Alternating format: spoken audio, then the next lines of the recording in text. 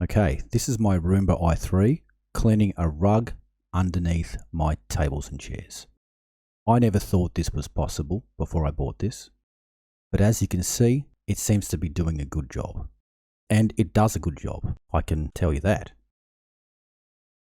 Okay, so sometimes it bunches up the rug like that, but it sorts it out, no problem. Comes back again and tries again. It will often go over its tracks twice and sometimes even 3 times. That is not really a problem, it just makes you think like it's actually working extra hard. Now, I've sped up this video like 8 times and I've cut out all the bits where it's cleaning the other parts of the house. But it did clean the whole downstairs floor. That took about 50 minutes, but I'm just focusing on the bits that we can see when it's in the camera. As you can see, it's thinking about what it's doing, redoing certain bits, and it eventually gets every part of the rug. And it will do it at least twice. Now that does a good job. It is quite quiet. It's about half the volume of my Dyson handheld Animal V7, and it's much quieter than the older Henrys that were popular about 5 years ago.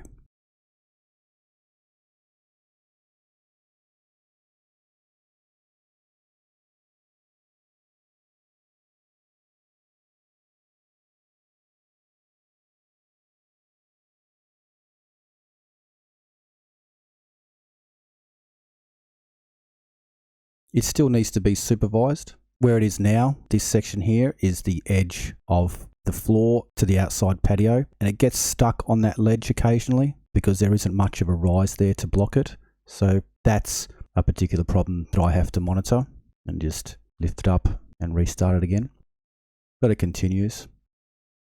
And it's quite therapeutic to watch. You sit back on the couch with your feet up and you have this little thing running around your house, being busy, cleaning up the floor, and just going over and redoing the bits that it's already done. And it approaches the rug here from many different directions, as you can see, and refines its bearings again. Excellent. There's a link in the description if you want to research the Roomba i3 even more. My cat hasn't stood on it yet, but he does like to look at it. Thanks for watching. Remember to like, comment, subscribe, and share.